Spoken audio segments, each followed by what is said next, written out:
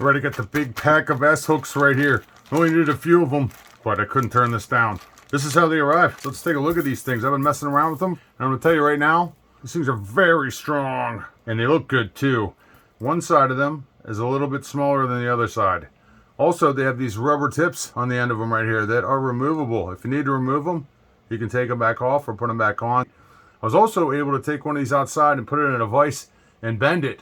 They're not big enough to hang on the back of, say, a bathroom door, but they do hang over a shower curtain rod, no problem at all.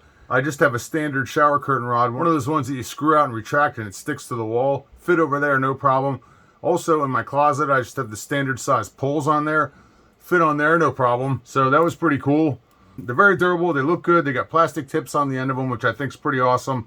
And you can remove them if you want. Just kind of a bonus to get a big pack of them like this. Check them out. Heavy duty S-hooks. Very strong.